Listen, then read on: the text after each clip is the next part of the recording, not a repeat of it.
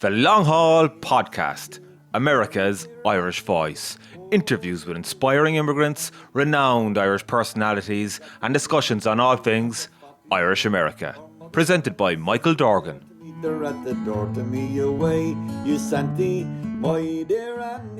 In this episode, I chat to County Louth man Tim Herlihy about his new Irish whiskey called Lost Irish. Tim is an Irish whiskey expert and has travelled the globe crafting his trade in the industry and developing Lost Irish. The concept behind Lost Irish will resonate with many immigrants as it tells the story of the 70 million Irish diaspora spread across the world. The casks used to make Lost Irish are sourced from 6 different continents to symbolise the Irish living in these areas, and the various casks give the whiskey its unique taste and flavours. Lost Irish can be consumed on its own or mixed with almost anything, including beer, cider, coffee, and even a bit of green tea. I caught up with Tim a few months ago at the New York Irish Whiskey Festival, where Lost Irish was very popular among Irish whiskey lovers. In fact, after the interview, 2 whiskey connoisseurs came up to Tim and told him that Lost Irish was the best tasting brand they had tried all day. Check out that clip at the end of this interview. Tim also discusses why Irish whiskey has made a massive comeback in recent years and why the industry is now booming. Tim has also co-authored a beautifully produced book called From Barley to Blarney, a whiskey lover's guide to Ireland, which documents Ireland's 50 most iconic bars and pubs. Tim and the founders of the famous Dead Rabbit Bar travelled around Ireland and visited each bar featured in the book, including some gems like the Long Haul Bar in Dublin and the Castle in Cork. If you'd like to purchase some Lost Irish whiskey or Tim's book, just click on some of the links in the description below or visit lostirish.com. There are also links on our website, thelonghaulpodcast.com, or you can follow the brand on Instagram at Lost Irish Whiskey. Tim, thanks very much for speaking to me. First of all, will you tell me about your background, where you're from in Ireland, and when you made the move to New York? Yeah, so I'm a County Louth man, and before I got into the world of whiskey, I was an egg farmer back home with my dad, and yeah, I made that obvious transition from eggs to whiskey.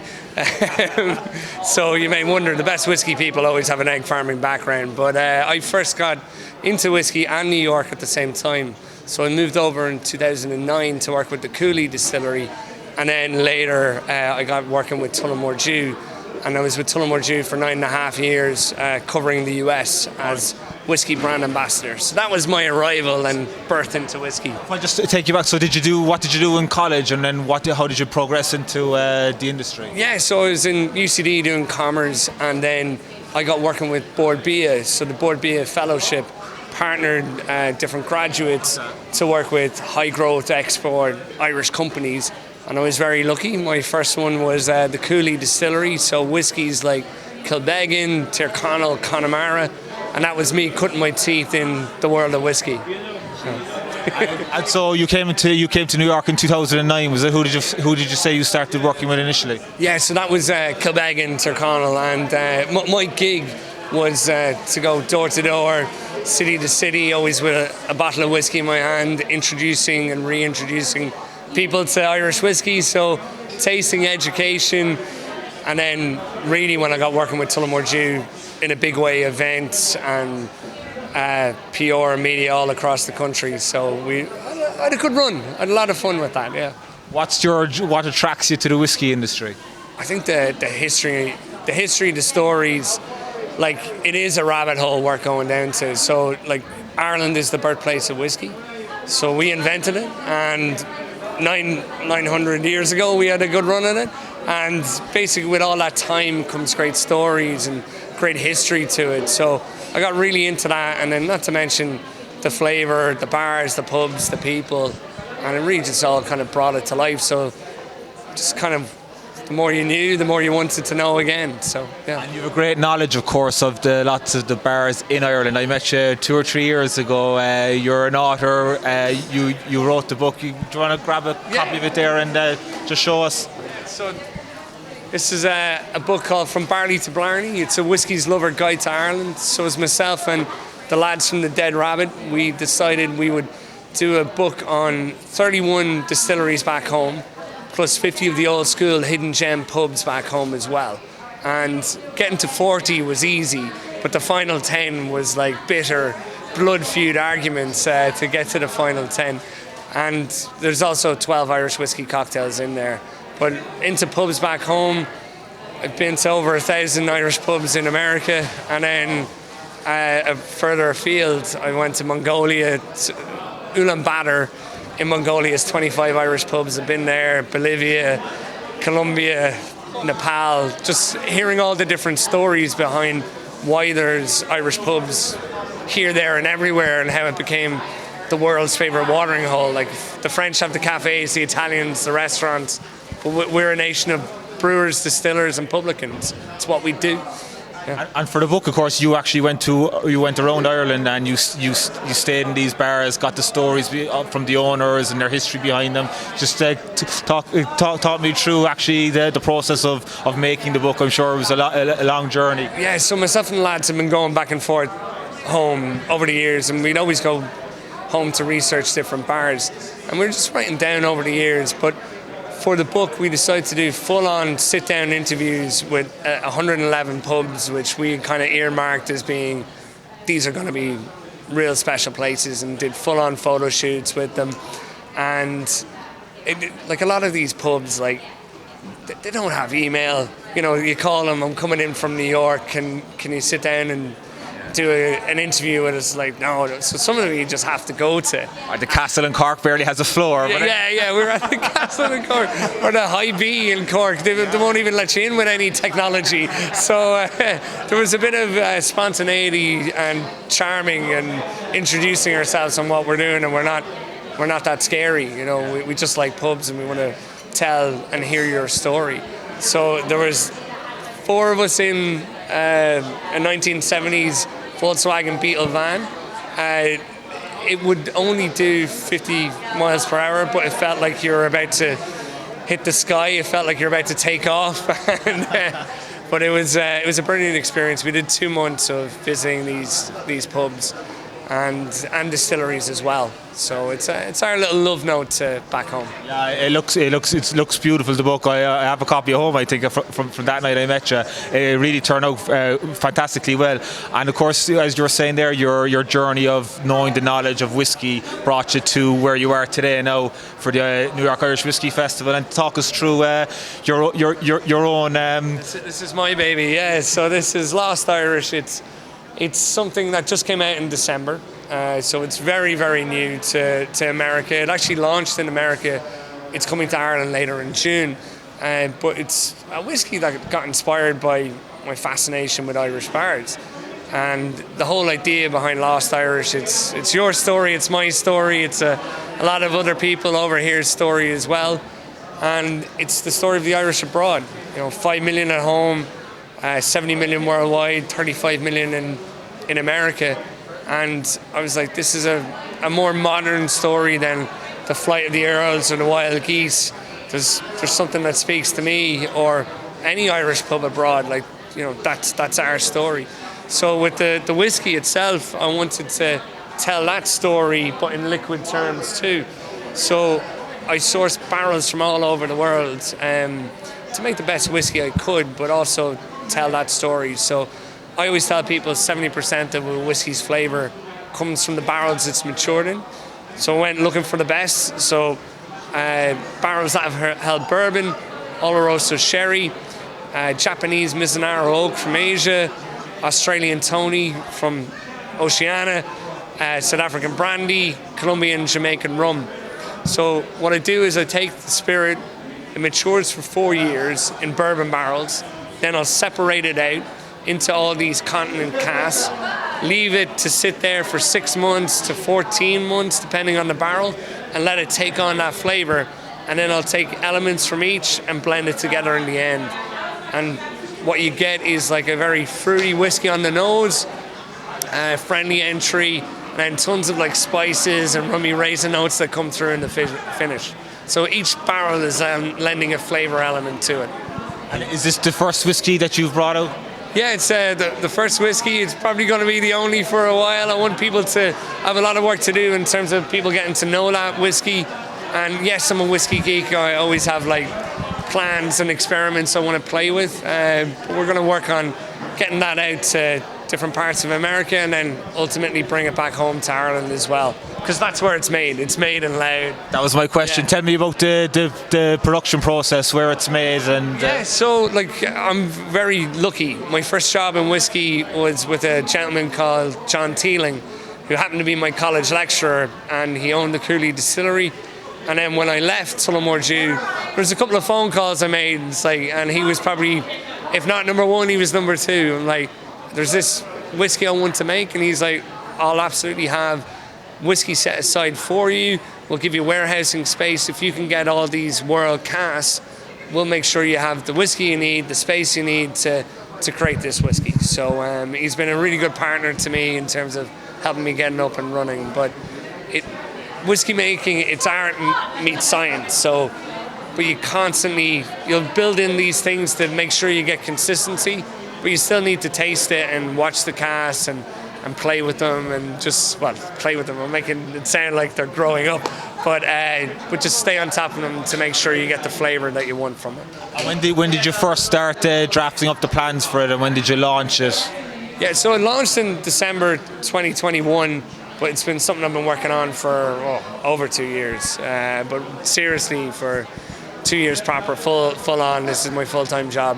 And it's finally come to life. Before it was the world's best fictional whiskey. Now it's top 3 in terms of real whiskies. Yeah. So it's only on the market 2 or 3 months? Yeah, that's it. Yeah. So, welcome to the inner circle of all things Lost Irish. So with the pandemic restrictions being lifted, is this like the first public showcasing? Yeah, we've been doing a lot of bartender events in different states and cities, but this is the first our coming out party. This is our first consumer tasting of it. So oddly enough, there were a few people who had already tasted. They'd seen it in the few bars that we're in already, which is great to see. But today was about introducing people to it, and there was a couple of others to reintroduce to it. So it was great to see people's reaction to it for tasting it the first time. So I'm thrilled to bits with it. You're well placed here, coming in the door, straight in the door. So you must know the organisers. I'm a big fan of what they do. So, but no, this is brilliant. It's year 2 of the New York Irish Whiskey Festival. It's long overdue, but what the folks have done here, it's incredible in terms of the showcase of Irish whiskey, Irish food, music, crack. It's a real belter of a day. So yeah, we're only halfway through. In session to go. I'm struck by the amount of people I'm not sure how many people are here, but both floors are just packed to capacity. It's a great way to showcase the various whiskies here. Yeah, no, it's brilliant, and you get to meet people who, well, in my case, make it. There's lots of other makers here, as well as very well-informed people to not only just pour you a brilliant cocktail or a nice pour of whiskey, they can tell you all about it too, and the history and the plans behind each of the whiskies. So there's a story behind your whiskey. How do you translate this story into the types of flavours you use then to put into the whiskey? What's the... Yeah, well, there's the story, but the real reason behind sourcing these casks is to get the flavour element to it. And if it doesn't taste good, it doesn't matter about the story. They both feed into each other. So I spent a lot of time barrel hunting, and during the pandemic, before the pandemic, I had all these romantic notions of me going to these different, whether they were distilleries or vineyards or whatever, sourcing the barrels. But during the pandemic, when the world was on lockdown, there was a lot of Zooms and inspecting barrels over laptops where you wish you had smell-o-vision to see how they would perform. But it's a lot of fun, even just getting them out of these countries that were locked down. So challenges, but worth it. Did it make it easier or harder with the pandemic? Some people, it was an opportunity for people that did spare time to go at a certain project that they had, but for you, was it harder because you had to get the tasting right and visit places? It was harder, but it was more time that I probably needed. So it was harder in terms of sourcing glass or getting the barrels from across the world back home to Ireland. But honestly, it gave me a lot of time to pause and really kind of figure out what I was going to do in terms of getting the liquid right, but also getting the design of the bottle and the package right. So challenges, but I would say there was more opportunity there for me in terms of the world was on pause. I didn't need to rush it out. It was just let's wait until we're ready. So Yeah. And how's the last 3 months been going since you launched it? So 2+ years of plotting and scheming this to come together. Now it's like execution of it. So yeah, it's been ups and downs to it, but it's been so much fun doing it. Like having a whiskey that I know I like, but introducing friends old and new to tasting it, and being back in the bars, doing consumer events, bartender events. It's been brilliant, yeah. Tell me, from a layman's perspective, I'm not a whiskey drinker, and I look at the whiskey industry and I just see so many whiskies coming on the market, but there must be such a huge market there. Is it a saturated market, and why is everyone trying to get into the whiskey game? Yeah, so like Ireland being... I would consider you a connoisseur though for the last... You're an expert, like, so yeah. Do you see these guys coming into the market? Like, this is only the beginning. So like, we as a nation invented whiskey. We should have the most distilleries in the world. Like, if you go across the pond to Scotland, like, they have 110 distilleries. Today we only have 40. And when I started in whiskey, we only had 3. So there's been rapid growth, but still only the beginning of it too. So when I started in whiskey, you'd walk into an Irish pub in New York, there might be 4 Irish whiskies. They'd have more scotches. And that's only 10 years ago. Now Irish pubs are like, no, we're going to have more Irish whiskey because it reflects on who we are, what we do. And they're now pushing Irish whiskey over, let's say, single malt Scotch. So there's a lot of room for it. And if you're overwhelmed now, there's more coming. But I think the main thing is, once all the new brands, and I include myself in that, once we're doing something different and adding to the conversation, then it's great. But if it's just like another, you got to add something more to the conversation than that, would be my opinion. So yeah, we're getting a lot more variety. We're getting a lot more passion behind it, both from Irish pubs, non-Irish bars, Irish people. Like, we're now excited about Irish whiskey as drinkers and a nation, which wasn't always the case. So is it hard to market it because there's so many brands coming onto the market? No, it's just different. I actually look at it as a big opportunity. Like without, let's say, Jameson, I wouldn't have a job in the past. I wouldn't have had an opportunity to release my own. So I'm actually really excited by more people spending money to increase the awareness of it. And also, I'm a whiskey geek, so the more whiskeys there are, whether it's mine or somebody else's, I'm just happy to try it. So bring it on. And so when's it launching in Ireland, and where can you buy it now? Yeah, so Lost Irish is coming home in June. Start plugging. Yeah, get excited. Get your pre-orders in. No, and that'll be a lot of fun for myself and my team. Just a bit of a homecoming, and all the people that work on it. And over here, reservebar.com will deliver it to your home in 31 states, no matter where you are. But in all good Irish pubs, you'll be able to find it in New York as well. So, and some bad ones too.